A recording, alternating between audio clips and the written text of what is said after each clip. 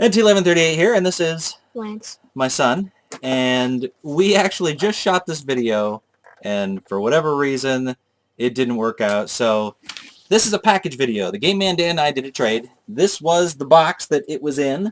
It is now empty, because we already shot this, but I'm going to go ahead and show you guys what we got anyway. So, we'll talk about the trade for a second here, while Lance picks up the stuff that he set on the floor from the last time we did the video. Dan contacted me because he found something, and he knew that it was the sort of thing I collected, and he really couldn't do anything with it because he didn't have a power supply. He didn't have a power supply and no way of testing it. And it was missing a key, to give you an idea. It is a retro computer. So I sent him a few Super Nintendo games, one of them worth a decent amount of money, and he sent me this thing. Well, I'm going to read you the letter first, even though I just read it a second ago. It says, "Hey Ed," and possibly Lance, and I made a quip about how did you know that Lance was going to be on here. Lance actually wanted to be on here when he heard it was the TheGameManDan's package. Thanks for the awesome trade. I threw in some extras because you're awesome. I can't believe you have almost 2,000 subs. You totally deserve it. When are you going to let Lance make his own channel? Probably never. Exactly right. Thanks for supporting me from the beginning. Thanks for everything. Your Super Koof, your friend, TheGameManDan. And right there, see? Super Koof. And Koof, I think Dan made a mistake once and accidentally hit F instead of L. And then he tried to cover for it by just saying it was a word he uses. And I don't believe him for a second. But yeah, we got a little picture of Sonic on there, and a Triforce of Power. But you never know. Yeah, you never know. He could have said it on purpose, but I doubt it. So now it's just a thing that we say to one another. Alright, well, before I show you the thing that we actually did the trade for, sitting on top of this box was a Coleco Telstar Alpha, which is a Pong machine, for those of you that don't know. And it's in really good condition. It's dirty and needs cleaned up a little bit, but he knows I love Pong machines, and he was kind enough to send this one along. So, Lance has challenged me to play this later. So we'll clean your clock. And That's then what he... you said in football, but you didn't clean my Hey. clock. Who beat you? You had the 64 Browns, 68 Browns team, and I had the 2003 Detroit Lions. Like, that's fair. And I still beat you. You beat me once. I'm beating you the second time. We're at halftime, and I'm down by 2 scores. I will still beat you. No, it's fourth quarter, Daddy. Is it really? Yeah. Well, I better score quick. This is Disney's Aladdin. He sent me this electronic handheld, and then Lance and I argued for a few minutes as to whether or not the tabletop LCD game should count in my collection, and I said no. Anyway, yeah, there's that.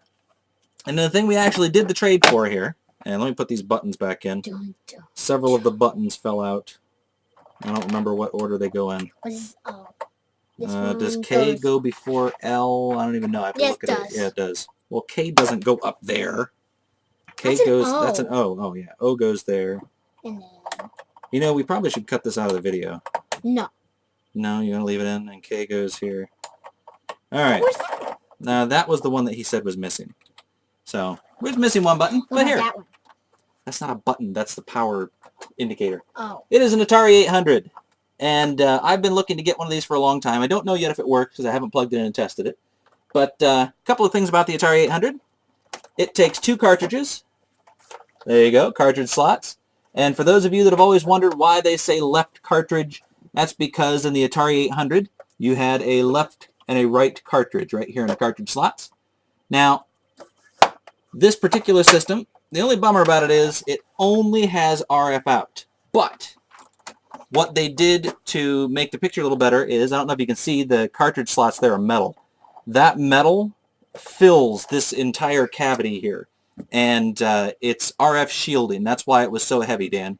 And what that does, supposedly, is makes the RF actually supply a really good picture. I don't know if that's true, but whatever. All the ports are on the side here. You have a monitor port, peripheral port, channel selector switch, power switch, and then the supply jack there, power supply jack. Now, it looks like a regular Nintendo or Sega Genesis power jack, and it's the right size, but a Nintendo or Sega Genesis power supply won't work. Sega Genesis is DC. This, I believe, is AC.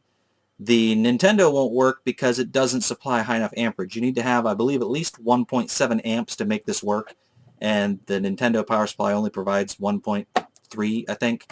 So you have to have a particular power supply for this to work, and I do have that. So I'm going to test it out later. I may put it on the end of this video, I'm not sure, but anyway, Dan's part of this trade was on his Nintendo Junkie Saturday from yesterday. I'll put a link to that down below, and you guys should definitely go check him out. So, thank you very much, Dan, for the trade. We'll see if this thing works, and maybe I'll put it on the end of the video. Or maybe I won't. Depends on how much time I have. Thanks for watching, guys. Check out TheGameManDan. Cool kid.